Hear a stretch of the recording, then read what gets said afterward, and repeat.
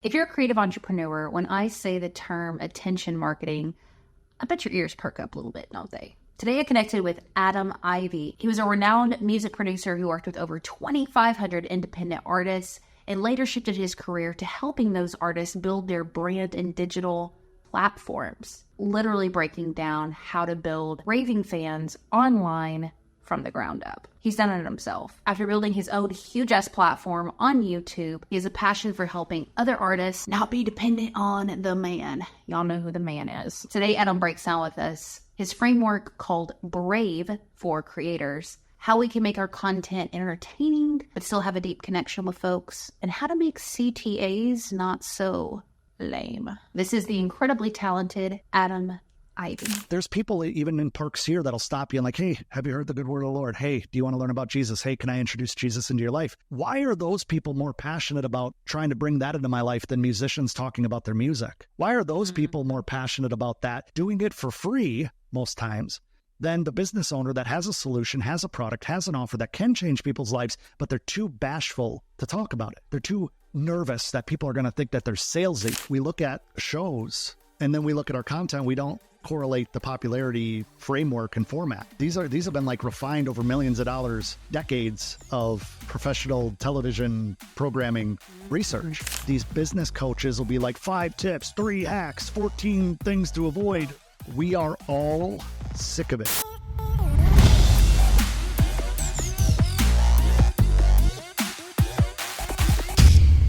Have you met those people in your life where you're just like, dude, I could talk to this person for like 3 hours and I just met them? That is Adam Ivy. We ran across each other on Instagram and I told you had me at Business Minded Creators because that's what I've been kind of on a kick with lately, friend, is figuring out how do we merge the creative world and the business world, because it seems like it's kind of independent from each other. I'm an entrepreneur. People are like, no, I'm an artist. And I'm like, yo, y'all need each other. And what you are an expert in is helping, and you've been spending years and years helping creatives, specifically musicians, build their fan base, market themselves, be able to create an income, and just really attention marketing. That's your niche. That's your expertise. And whether you're a musician or a traditional artist, I don't think there's anybody here listening who doesn't want to figure out how to get attention online to draw to their things. So we're going to have a hell of a good time. Adam Ivy, thank you so much for joining us.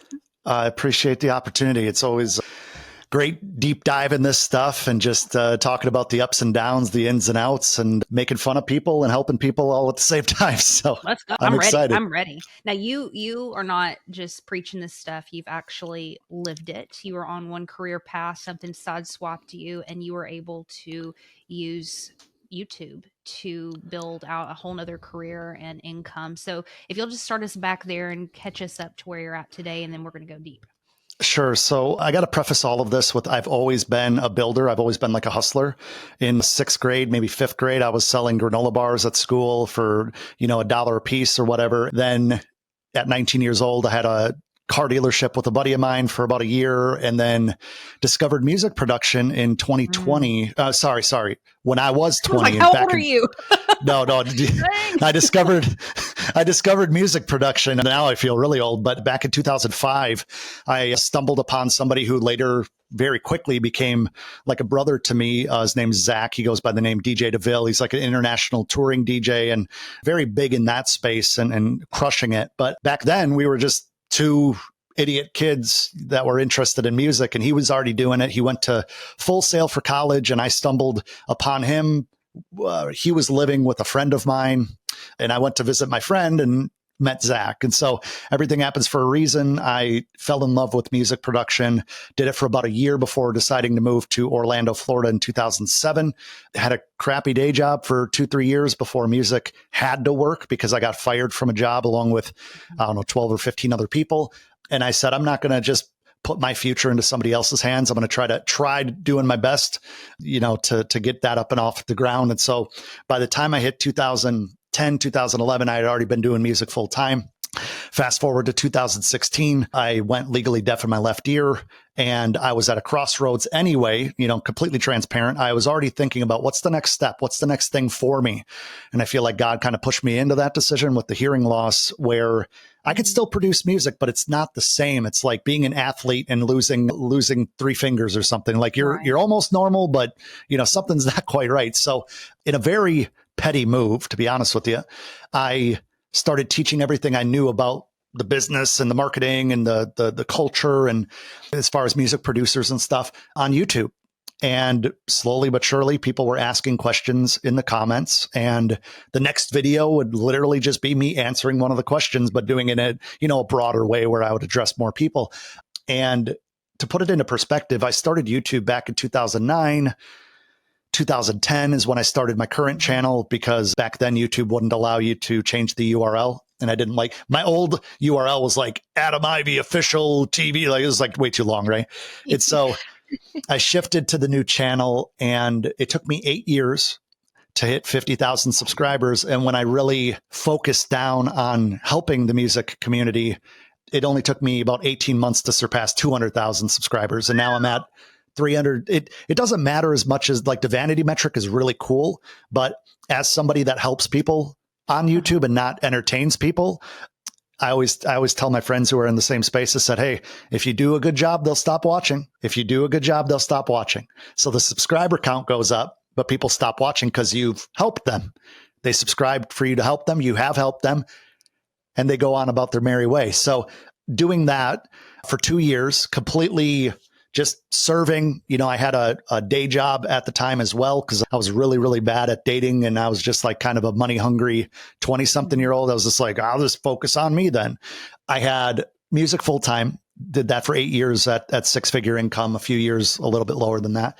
And then with this marketing director job, I had a healthy 6-figure income as well. And so I was just teaching on YouTube just to teach. And then all of a sudden, after I had, 20, 30, 50 videos, people are like, do you have an ebook? Can I work with you? Do you do consulting? Can I hire you as a coach? Can you come in as a consultant?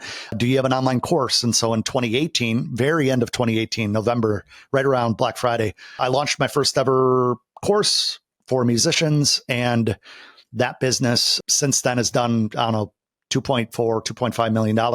But I also have other businesses and stuff. But I, as somebody who graduated high school with like a 1.8 GPA, I never in a million years would have imagined that I would get fulfillment out of helping people, let alone being decent at helping people. And that's one reason that I don't have it anymore since our daughter was born. But I used to have a Lambo, and the license plate says bad GPA, because in high school, I sat down. Yeah, I sat down with my guidance counselor, and I told her, hey, I think I want to become an architectural engineer, because I was good at math and I was good at drawing.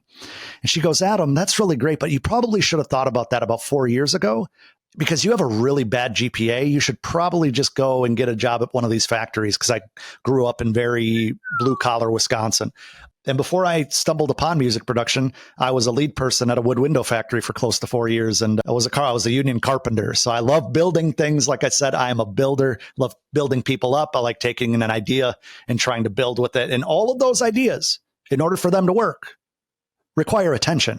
So that's why I obsess on what I call attention marketing.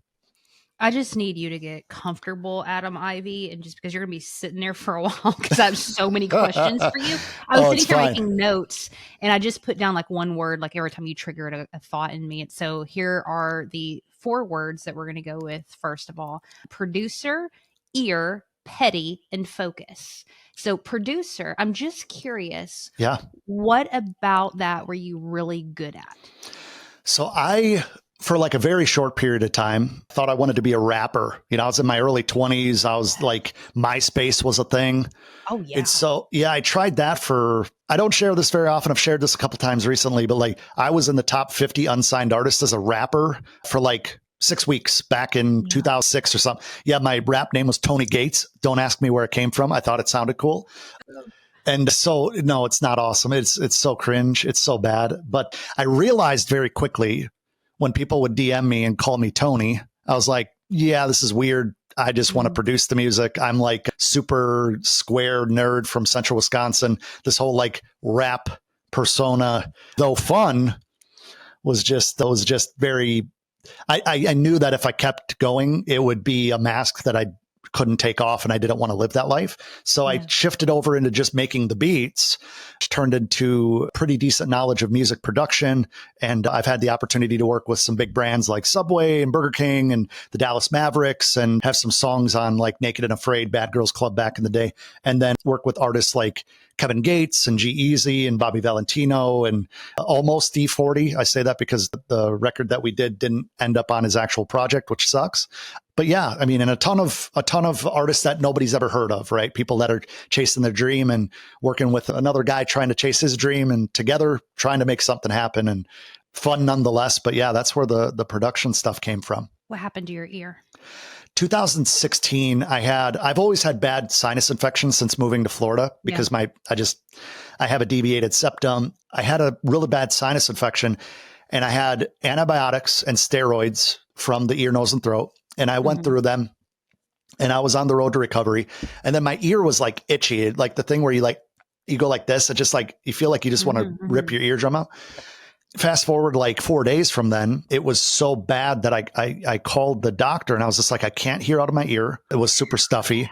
It hurts. I have this pressure. I think I have a fever type of thing. He's like, well, we can't give you any more antibiotics. You should be good. They should still be in your system because we just gave them to you for the sinus infection. Just give it a few days.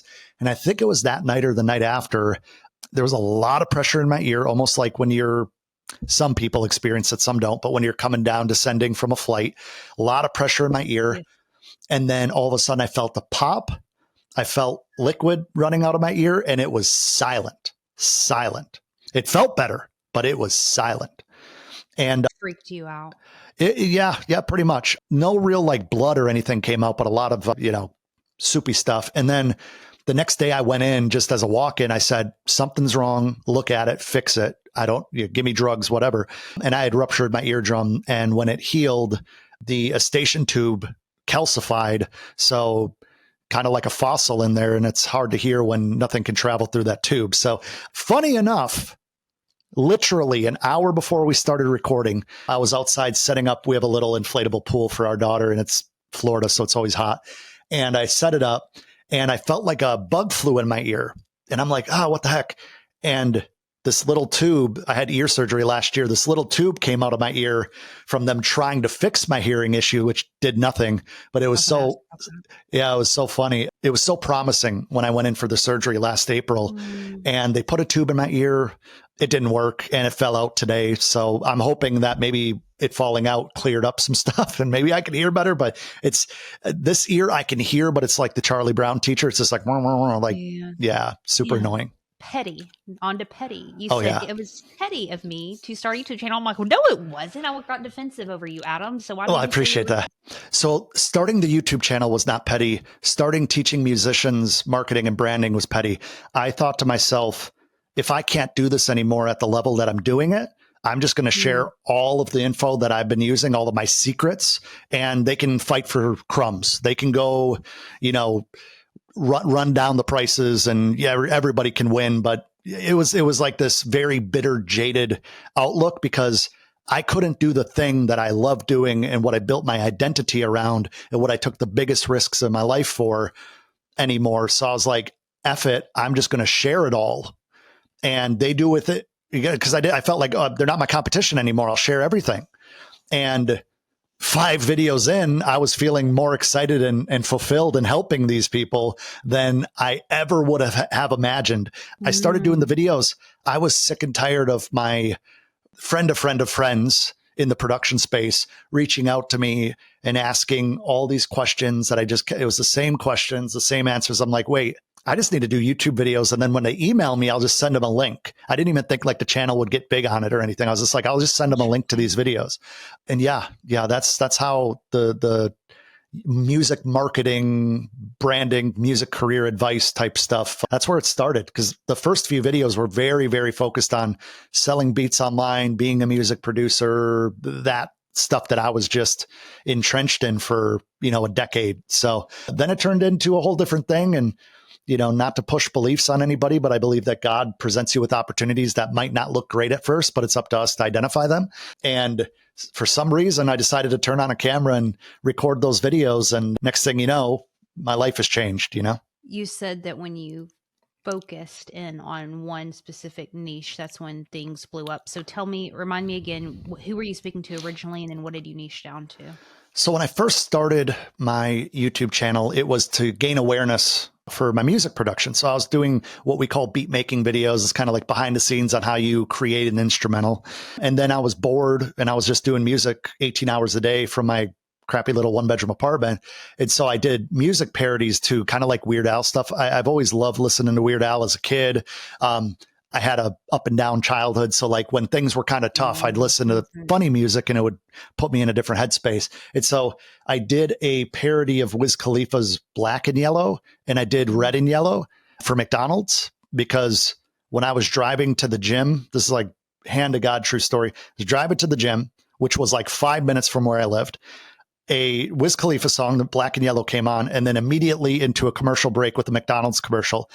And I just started writing lyrics on my phone, and I recorded it in a closet at my apartment. And my buddy, Will Hatcher, who's been in the news recently because he created that BBL Drizzy song, Will drove up from Jupiter, Florida, which is about 2.5 hours, and we shot a music video. I couldn't really pay him anything. So he's like, just let me put it on my channel. You put it on your channel. I'm like, that's fine. And within 6 weeks, it did about 4 million views, which back in 2011 was like a big deal. Yeah. And that led me to the corporate side of things, because so many people reached out asking, hey, can we do a consult with you? We need a viral video guy. Like, I didn't know what I was doing, but I'm like, yeah, let's do it. So Sure. I would show up to these meetings and I had a polo shirt at least, or a nice collared shirt, sometimes a suit and tie, because I thought that that's what you had to do. And I would just show up with strategies and tactics and talk about emotional triggers and stuff. And they're like, who's this kid who's like in a fitted cap on YouTube showing up like a consultant?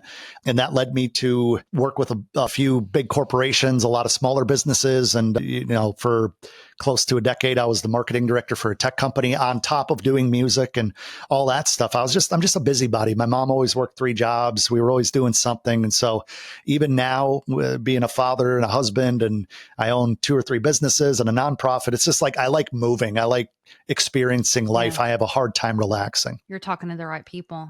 Yeah. I asked you earlier what made you a good music producer, and I'm curious what made you back then such a good content creator. So my content back then, I don't know if it was good, but it existed, right? It worked. It worked. I think I've always been hungry to get better, right? So even music production, I'm very manic at times, especially in my early years, to where I met Zach. He told me everything I needed to buy to start producing, because I saw what he was doing and I was just enamored by it. So I had a crappy old motorcycle that I sold, and I used the money to buy this very basic setup that would probably not even sell at Goodwill today because it was that old and that crappy. But when I get obsessed with something, I just want to be the best at it. So shortly after I discovered music production, I quit my day job, which was a good job. I was working 60 hours a week, making over $45,000 a year as a 19, 20-year-old. Loved the job. In fact, I missed that job, even though they shut the company down like a couple of years later and stuff. But I moved in with Jim. My apartment, my lease was up at my apartment, and Jim had a 4-bedroom house. He's like, hey, dude, have a room if you want to rent it, right down the hall from Zach. And I'm like, oh, this is great. So I forced Zach to be my mentor. I didn't even think about that until like years later. But I'm the kid who moved down the hallway, and I'm going, hey, I made this. Can you come give me some like feedback? What would you do different? What do you think? I was so excited. And that led to him giving me some great advice and giving me some very tough love sometimes. And that's why I moved to Florida. I had never been to Florida before I moved. I had $3,400, a 1994 Nissan Altima, everything I could pack into the back of it, which did not include a mattress, just like a crappy blow up Coleman tent. I moved to Florida. I lived in a garage for 4 months and got a crappy day job and got my first apartment in the hood. Those aren't fireworks. I thought they were fireworks. Those are gunshots. Yeah, so many stories stem off this. It's good to reminisce, but it's funny times. But I wanted to see what I was capable of. I moved to a place that I had never been, based on Zach saying, oh, I went to college down there. You should go give it a try. You move down there, and like 6 or 8 months later, I'll move down there, which he did. I held up my end of the bargain, and I got a 2-bedroom apartment. He held up his end of the bargain. Thank God, because I couldn't afford the 2-bedroom much longer without him. He moved down later that year, and we just figured it out. I mean, I had a healthy 5-figure business doing graphic design and doing WordPress website development and SEO and copywriting and email sequence, just from people asking, hey, do you know how to? And I'd say yes to everything. Yes. Right. Oh, yeah. Right. Oh, yeah. Try to figure it out reading forums, like what is WordPress? Like what do I do here? Yeah. And everything from that day forward, just kind of one skill set that you build. You don't understand even what we're doing right now. 10 years from now, this might take both of us somewhere else. That's even better, Literally. even more exciting. Literally. So the camera work that I did with beat making videos led me to vlogging because I loved Casey Neistat. I loved Peter McKinnon. Those guys inspired the hell out of me and so many people. And I tried vlogging. I'm very introverted, so like not really for me. And then I did current events and these parody videos, and I was throwing stuff up against the wall for everybody but myself because I wanted to be famous. I wanted to be the next Mr. Beast, even though he didn't exist at the time. I wanted to be like, who was back there, like Ray William Johnson or Philip DeFranco or like Rhett and Link or whoever. And I just realized I was trying to be somebody I wasn't. I was dressing a character when I was a music producer. I was even talking in some of my old videos with like a weird Southern twang. And I'm from Wisconsin. So if anything, I should be like, hey guys. Good brand right there. Yeah. Hey, it's Adam. I'm here to make another beat for you today. Like that's how my people talk up in Wisconsin. So it's really interesting how all these different skill sets like graphic design started because I had a cracked version of Photoshop CS2, that old. And Zach, my roommate, said, hey dude, my graphic designer like went MIA. Can you do, I need a club flyer this weekend for this gig that I have. I'm like, oh yeah, I'll figure it out. What do you like? Show me what you like and I'll try to figure it out. And I figured it out. And then next thing you know, I was doing the club promotion flyers Friday and Saturday nights for 6 different clubs in Orlando. I was doing menus for restaurants and cafes. I was doing billboard design. I was doing logo design. And while doing music, where all of the graphic design and WordPress stuff was paying the bills and music was not. And then slowly it shifted to where music took over and I could use those skills that I've helped other people grow with and apply them to my own thing. And that's kind of when I found my groove. Let me ask you, in your life, have you ever played golf or tennis or darts or pool or cornhole? I am so bad at everything you just said. And a lot of people are.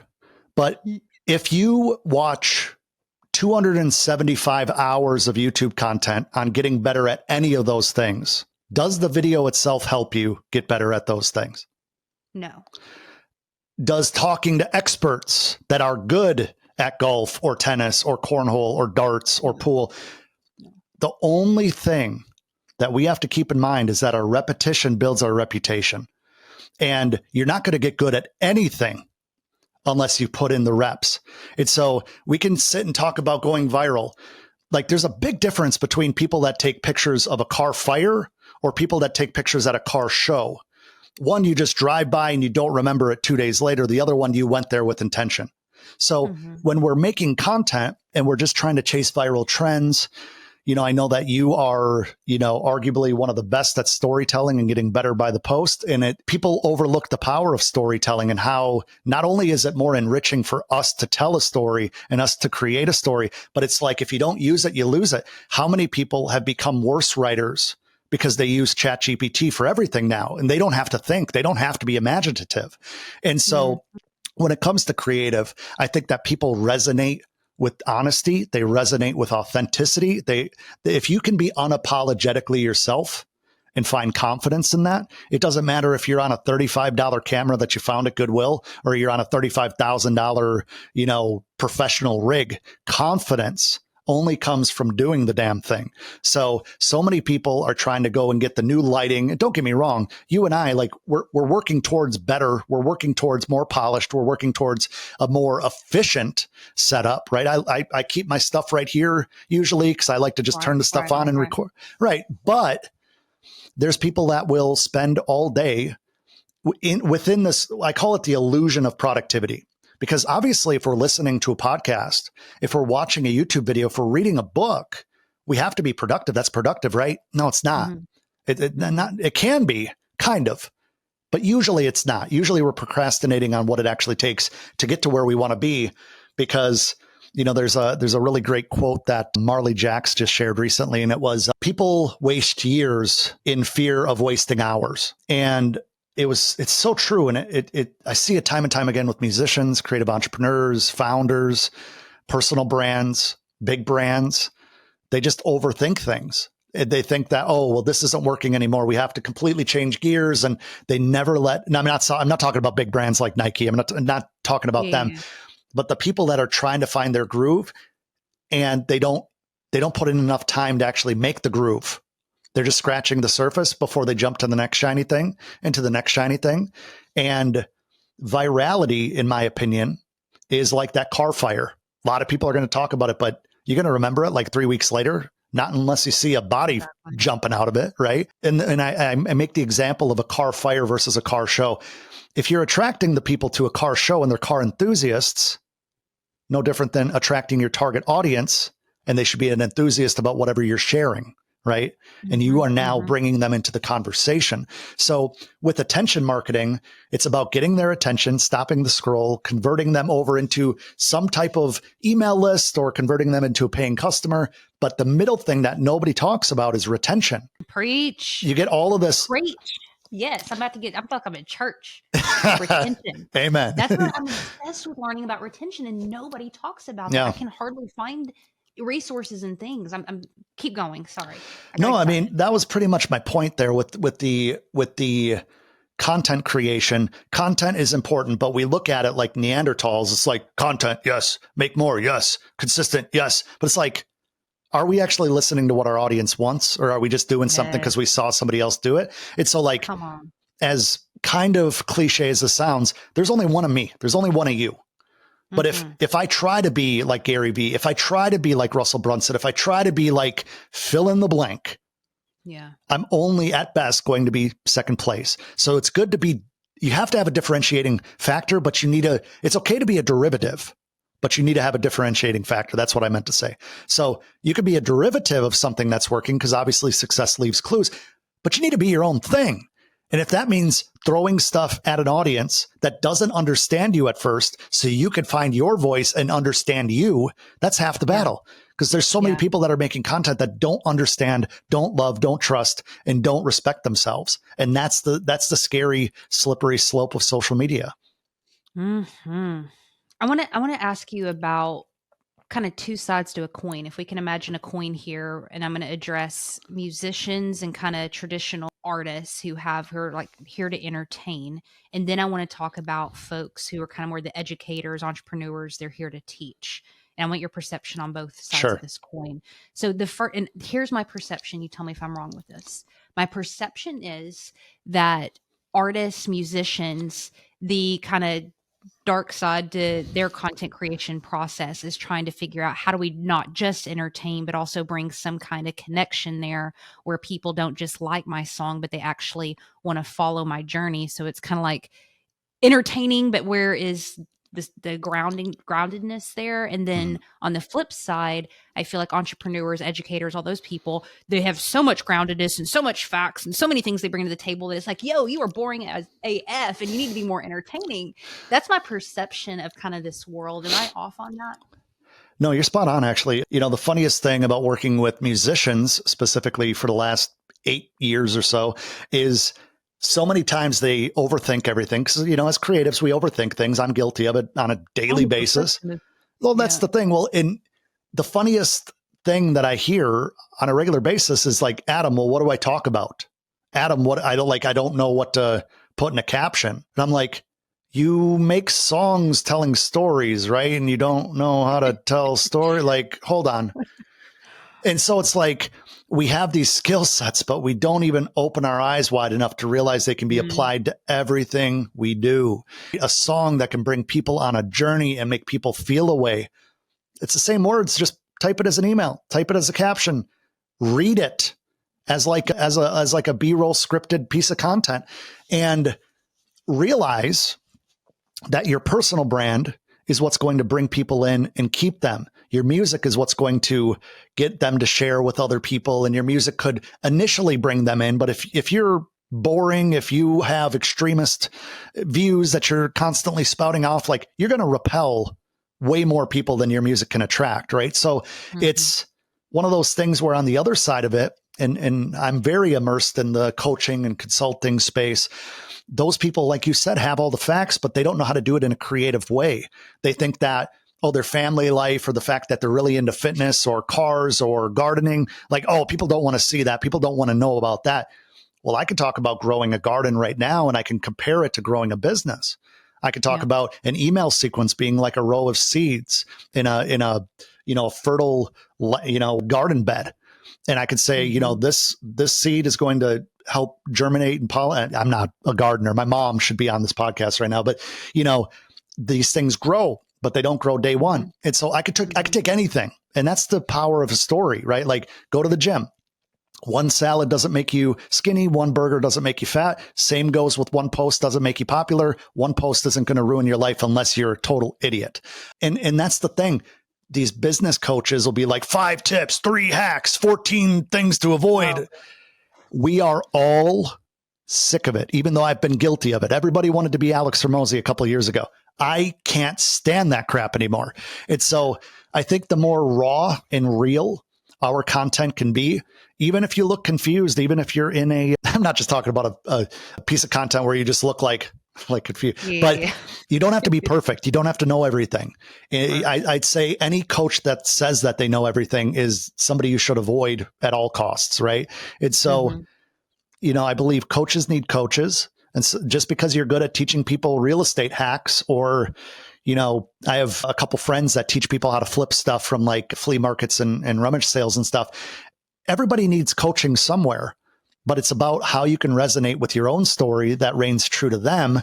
And on the musician side, it's how can you open up your personal life when you're so focused on just sharing the artistic side. And so it's this weird balance. I have this framework for creatives called Brave, and it's 5 different pieces of content.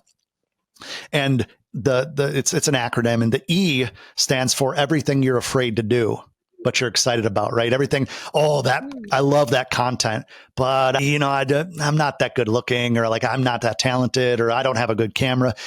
It scares the crap out of you, but you should be doing that because you need to be able to mix that stuff in. Because it's not, in my opinion, it's not about stepping outside of your comfort zone. It's about expanding your comfort zone. Because if your comfort zone is the size of Texas, you could do anything. And that doesn't come from stepping out of your comfort zone. It comes from expanding your comfort zone. Give me an example of that. Of expanding your comfort zone? Of this everything thing, because sure. I am ADD, ADHD, all the A's, whatever, know, man, like there was a time where before I was doing these chair storytelling things, that I was doing sketch. Oh, sure. And I'll tell you what, in my bones and my soul, I want to be sketch. I love sketch. I love comedy. I love Likewise. But I'm not funny. And I would do the sketch thing. It'd be hilarious. And like, it just didn't work. And I did like 100 videos of sketch. So it is out of my comfort zone, and I have found something that works. So what do you mean by, like, if you like it, if you enjoy it, if you're curious about it, bringing it in? Because there's so many things sometimes us ADHD people are interested in. How do we kind of reel that in strategically? Well, like I was talking about off camera earlier before we hit record, it's like, if you want to become a doctor, you're not going to know anything about medicine day one, but in 8 years, you're going to be a professional. So no different than years ago. They're still probably up on my channel, I'd say, but I did vlogging just to get outside of my comfort zone, just to be able to expand the comfort zone and be okay on camera. And it served me very, very well, even though I chose later to not do it anymore. The thing is, if you're afraid to sing in public, like a lot of musicians are at first, you got to get over it. There's certain things that, unfortunately, get over it is the solution.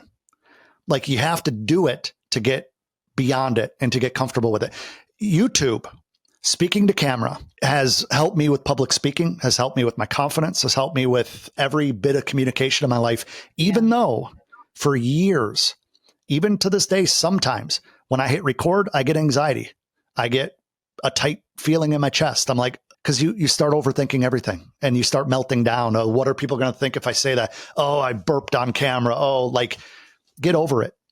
Nobody's perfect, and people actually appreciate the imperfections. But to your point, or to your question, I should say, let's say you see a piece of content that Ali Abdaal does, or a musician like Nick D or Connor Price, or somebody in the expert space like Bill Nye the Science Guy, super obscure, but I'm going to consider him in the expert space. We see a piece of content that brings us joy or makes us inspired or pulls us in a way where we watch till the very end and hit that little thing that's this little save, looks like a bookmark. Mm-hmm. We could do that. I could do that in my own way. He might be a car influencer, but let's see how I could do that with musicians. Let's see how I could do that with small business owners. Oh, that guy did a trick shot. How can I try doing a trick shot and then bring that into my messaging? Because it got my attention. It's if you find something such as yourself, you found something that works, beyond a shadow of a doubt, there's a dozen other things that would work, but you would have to try a dozen other things on top of what's working to find the next thing. And that's scary. Because when something's hitting, when something's working, it's very easy to say, well, I can't do anything outside this now because I'll lose retention. I'll get shadow banned. People lose interest. I'll lose followers. Mm-hmm. But that's life. That is life. Who I was at 25 is different than at 30 to 35. Who you were, same thing. So the E for brave, the acronym for brave, I'll just run through it real quick if you don't mind. So yeah, I was gonna ask. Okay. B stands for broad spectrum attraction content. That's going through and talking about your Chipotle order or things you like to do. It has nothing to do with your business, really. You could bring it in, but it's not really about that. It's just sharing stuff about you. R stands for relationship building content. That's when you bring people into the fold a little bit more intimate. It's going to push some people away, and that's okay.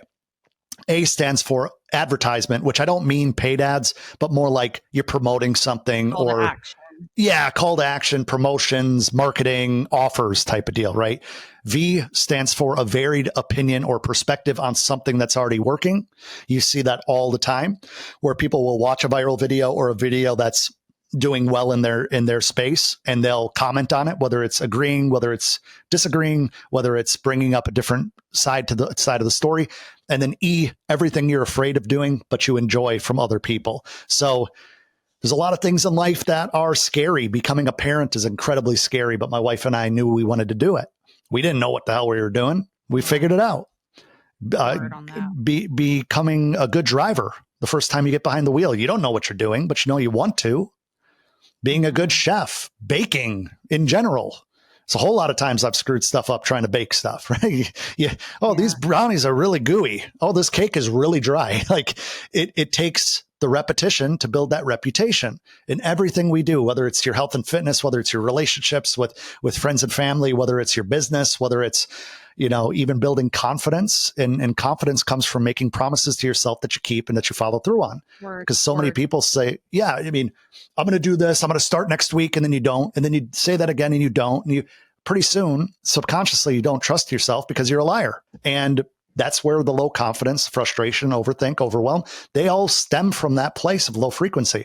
So if you can just do the damn thing, even if the damn thing is super Tic Tac size every day, I tell my students all the time, I said, you're focused on how many pieces of rice are going to fit in this jar. We need to focus on putting 1 grain of rice in the jar at a time, and don't worry about it, because next thing you know, it's going to be overflowing. How many steps to get to where you want to be? Take 1 step at a time, as cliche and as played out as it might be. How do you eat an elephant? 1 bite at a time. But we're supposed to be experts. And I really genuinely think that the expert space, as far as like social media algorithm experts, it's all BS. Like obviously foundational strategies and being able to share the new features and stuff, but it's all repetition based. What does attention marketing encompass? Attention marketing is bringing people in with the right intent and then keeping their attention to build a bond very quickly. So you take somebody from a cold, I've got to make sure I'm on camera here, like a cold stranger, doesn't know anything about you, to a follower, to a fan, to what I call family, or like a super fan. And some people are very good at doing it very quickly. And some people never hit the finish line. They'll bring people in, they might follow, and then you see a ton of people losing interest, or maybe they're too salesy, or they're inconsistent. They're posting once every 2 months. And then people are like, why am I still following this person? So attention marketing is all about bringing in the attention for your thing, your cause, your business, your service, your product, your offer, and you, right? As a personal brand, the more attention you have. I'll give you a prime example of this. As a music producer, did that for a long time. had content on YouTube as a music producer, had tutorials. Even early on in 2016, when I started helping people, I did product reviews and everything under the sun in that space too. But like 2016, after my hearing loss, I went through a bad breakup and I decided I'm going to start a fitness apparel brand because I was really in shape at the time. I was going to the gym 7 days a week, super selfish, eating very, very good. And I started a fitness apparel brand called Just Be Authentic. And that's what it was all about. Side note, it's very hard to make an athletic apparel brand for all sizes. I realized that after ordering a lot of inventory. That's a whole different story. But follow me here. A lot of my customers that purchased music instrumentals from me also purchased the fitness apparel brand. And that fitness apparel brand in just under 2 years did $100,000 in overall sales. It's not a ton of profit margin there. Which is wild for an apparel brand. And I never had one fitness video on YouTube. I had some fitness stuff on Instagram and I'd share in my stories and stuff because I was proud of my progress and stuff, but not one video on YouTube as a fitness influencer. Never called myself a fitness influencer, never had any sponsorships, never hawked any supplements. It just, hey, I'm Adam Ivy. I like working out. This is a brand. This is what the brand means to me. Just be authentic, just be your true self and go after your goals. And I got a cool logo and yeah, about $100,000. It might come to think. How did you do that if you didn't know, like, it sounds like advertising or real content marketing? What did you do? We did content marketing on Instagram. We had an Instagram account, and through all of my varied skill sets, I'm a decent photographer. So what I would do behind the scenes is I would order samples of everything that I was going to order inventory for. And I had other friends that were my same size. And so I'd say to Travis or Will, I'd say, hey, it's kind of gross. I'm going to take a bunch of photos in this outfit and then I'm going to give it to you. And then you're going to take pictures or we're going to take photos of you. And then I'm going to take photos of you. And so I started having models. And then as sales came in, I'd have a little bit extra and I'd have, my barber was a model for a shoot of mine. And the crazy thing was user generated content started selling because people wanted to be part of the movement. People opening their Just Be orders. I hand signed thank you notes in every single one of the packages. And I had, this is a crazy story. The first time me thinking of this in years, I would send out these decals just to put on your back window like a lot of brands do. And I had my Just Be logo, which was a little bee.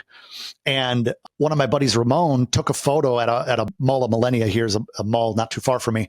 And somebody had a Just Be sticker on the back of their Ford Explorer or something. I'm like, that's crazy.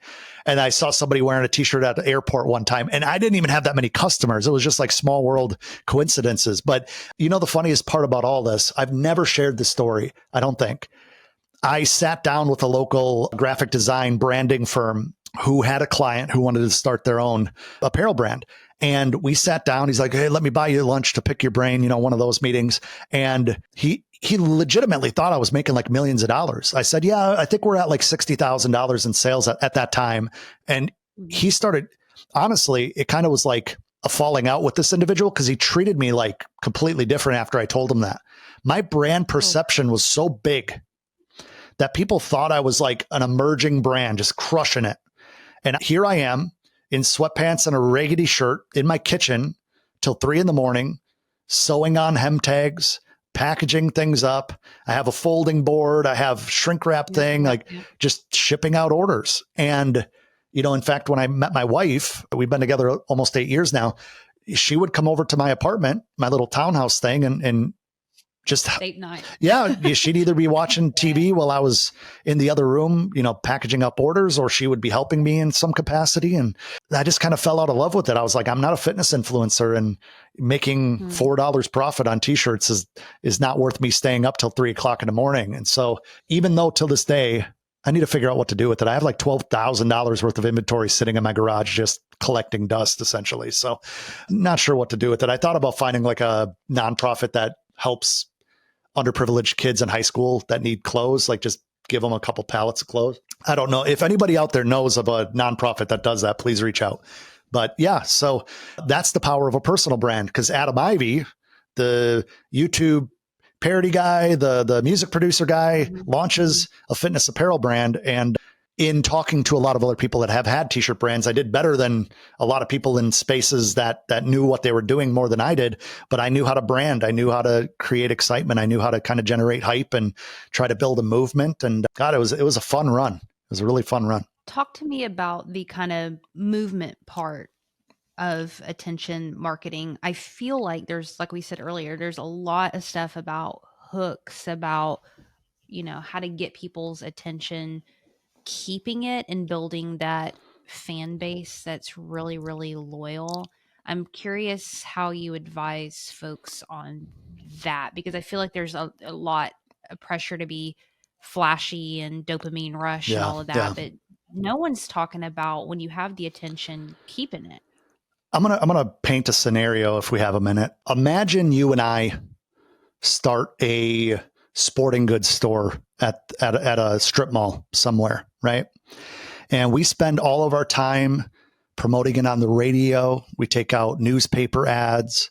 We're putting up, flyers at all the laundromats and every place that'll have us about this brand new sports equipment store. And on opening day, people come in and we have like one shelf with like 3 items. That's what a lot of people do with their social media presence. They try to do a viral thing and they don't have enough meat for people to actually stick around. They don't have enough story. They don't have enough origin. And so attention marketing is about hooking people, yes, but the whole, you got to have a great hook. That's always been true. Think about television and back in the day with Full House and Family Matters, like they would play a little clip before the actual intro came in because that was the hook. Yeah. And so nothing has changed. Attention marketing is attention marketing, but the attention span has gotten a lot smaller. So in terms of social media, there needs to be more meat and potatoes. I think of YouTube, for example. I think of YouTube as a delicious 4-course meal that your mama made, and Instagram and TikTok content is more like vending machine lunches, right? Like it's okay for a few days, and then all of a sudden you're just like sick to your stomach because you can't handle another bag of Doritos. And that's what social media feels like if you're not taking them to more sustenance, if you're not bringing them into a movement. It's just this like flashbang experience where people are like, oh, cool, that was funny. Like, how many times have we watched countless TikToks for 2 hours at a time? And within 30 seconds of closing TikTok, you can't remember one username. It's hard to remember 5 TikToks that you actually watched, let alone the username. So in the moment, you're there, but it's just like going past a stranger in public. You you bump into them, you make eye contact. 30 seconds later, you're thinking about something else in your life. So it's all about storytelling. It's all about bringing people in, the right people.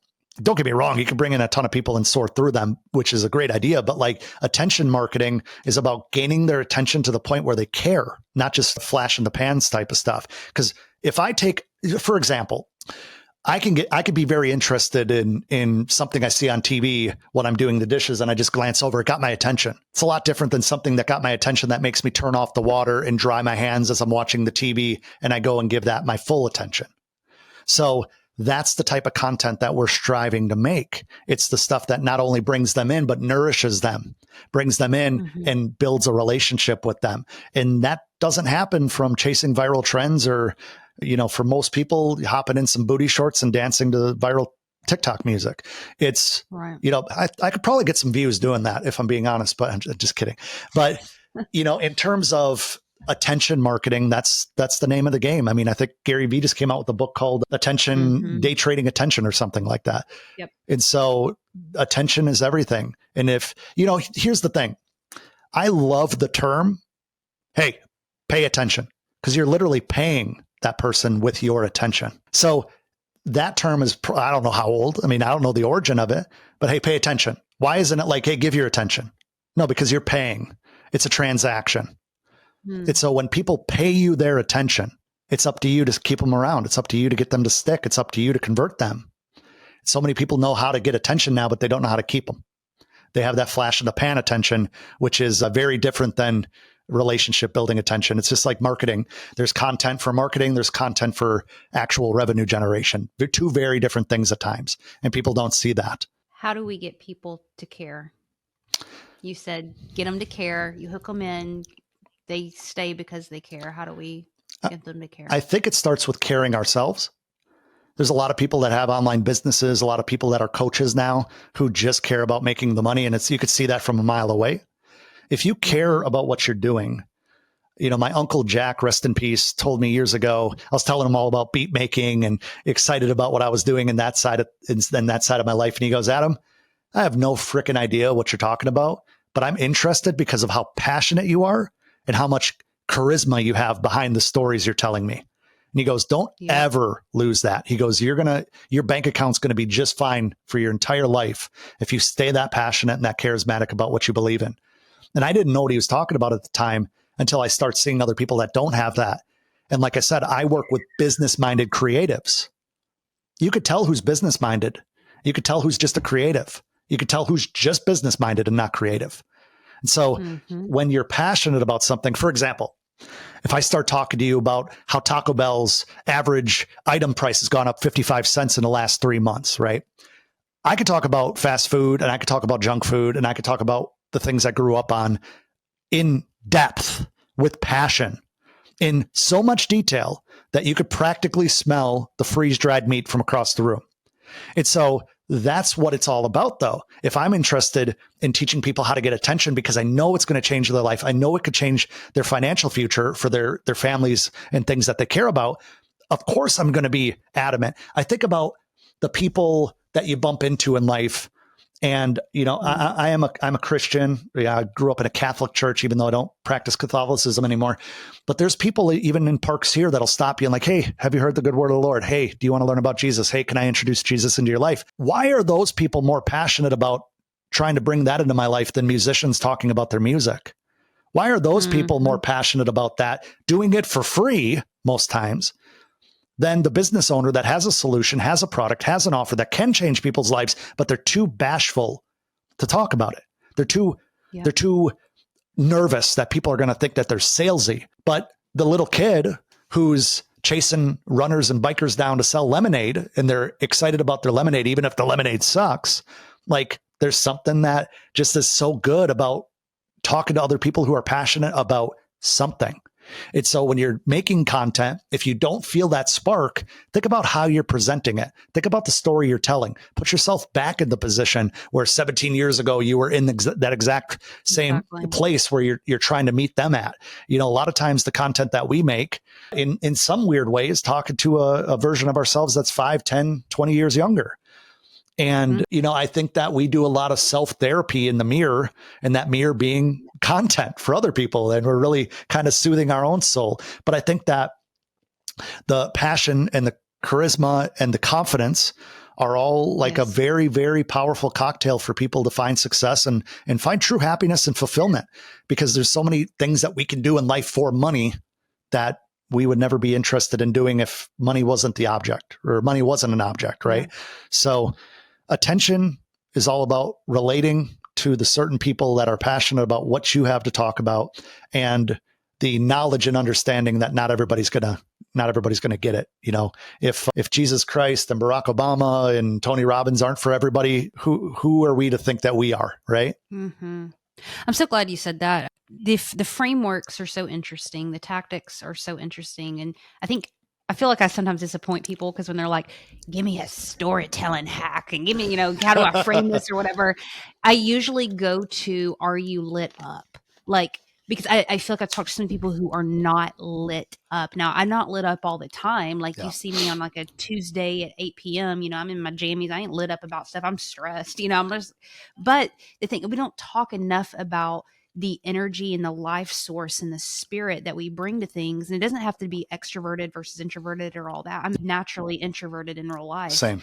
But it's this thing of we can see somebody lit up and brought to life. We can see spirit in them, and to get into the spiritual realm, that calling on their life. And that's what we connect with. But nobody in the content marketing space, social space are talking about that.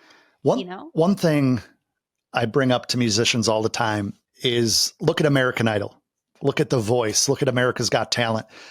One day when I was really bored, 2 or 3 years ago during COVID, I watched 3 episodes of American Idol. And on average, there was less than 7 minutes of music actually played in an entire episode.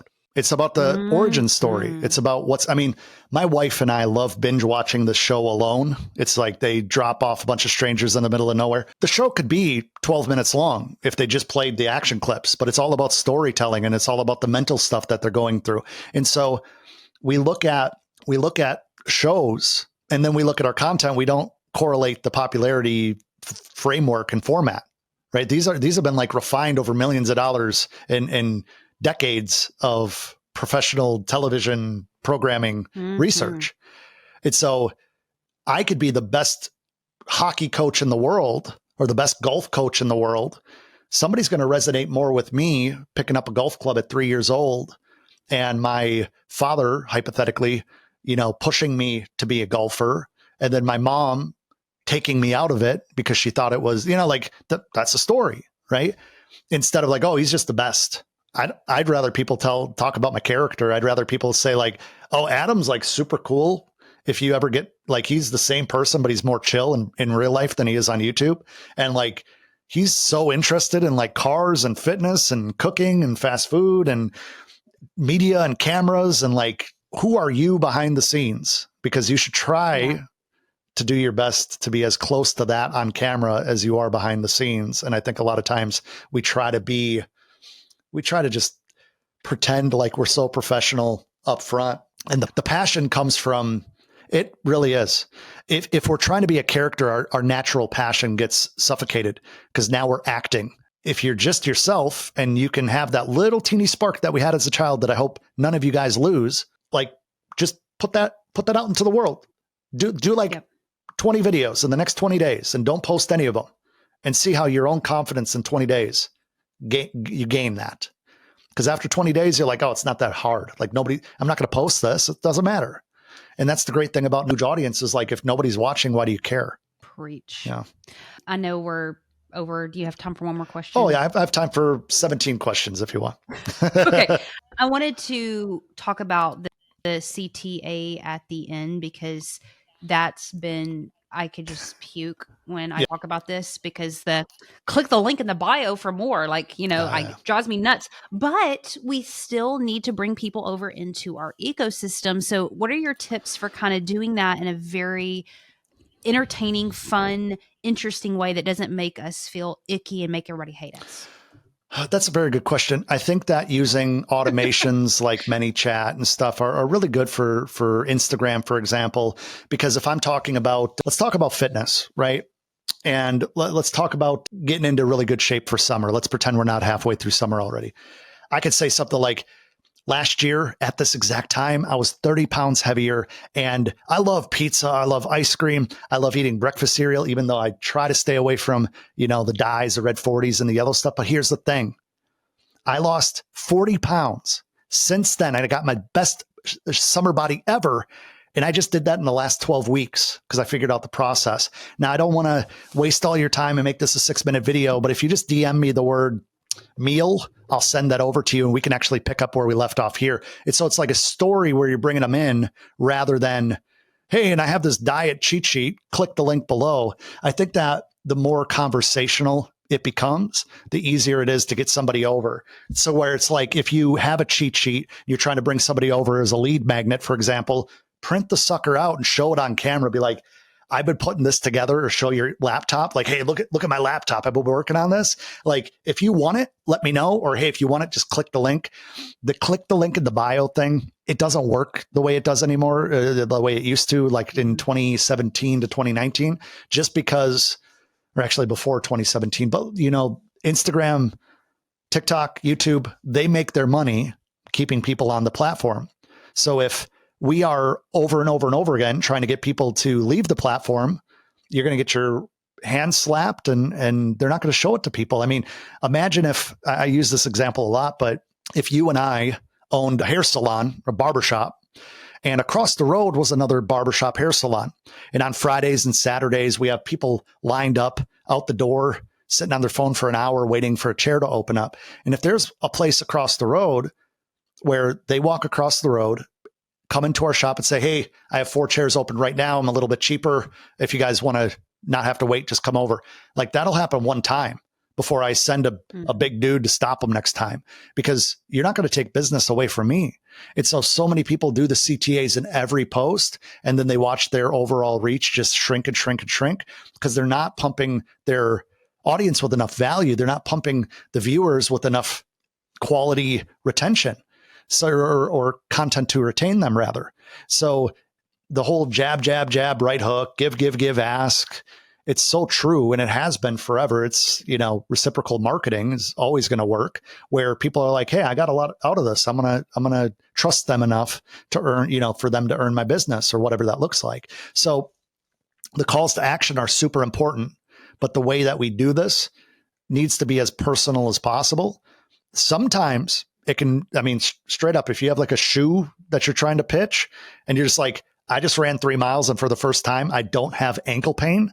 If you want to know what shoes they are, I'll have a link in the description box below, or, click the link in my bio and I'll send you, like, that works. But if it's just that all the time, you turn into a salesman. One thing I'll say about this, there are people right now watching this or listening that have bought a car from the same salesperson 2-3 times in a row, if not more than that. Or it's a family friend that's been doing business with their family forever, insurance agent, whatever that looks like. Yeah. It's not because the product is better. It's because they built a relationship, because they feel like, oh, this person cares about me beyond just selling me the service or making money off of a commission. And so the better you are with soft skills, which is so hard to teach, the better you are with soft skills, the better your whole life is going to be. And I think that the repetition builds your reputation, like I keep saying. And if you're afraid to talk to people and you don't know how to talk to people, talk to people. Talk to a whole lot of people. It's just like the first day at a job, first day at a new school. You're not going to know anybody. And the only way to get past that is by opening up conversation, or hopefully somebody helped pull you out of your shell and started a conversation with you. And those people can be lifelong friends. And I hope to be lifelong friends with a lot of the people that discover my content, even if we never bump into each other in real life. So understanding your people, understanding how to connect with your people, doing it for the right reasons, having intention behind the content that you make, switching it up, don't get complacent. You're going to be good to go. But you got to put in the reps. There's no hack or cheat or algorithm tweak that's going to get you not have to do the work. Thank you. Thank Of you course. for taking time out of your day to talk to me, for coming on. I'm so excited to get to know you more, because I don't want to just like get off here and like not know you anymore. Like, I want to do this again in Atlanta whenever you 100%. come. Like, let's connect.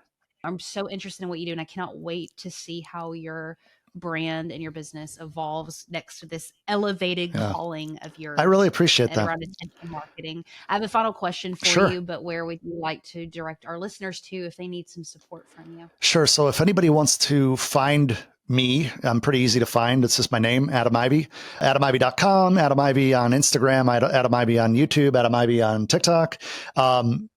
Yeah. And that's a great place to start. I'm not going to send you to a lead magnet or anything. Let's get to know each other a little bit, and maybe I can earn your attention.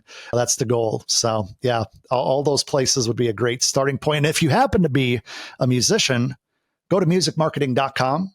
I spent a bunch of money on the domain name years ago to send people to my YouTube channel.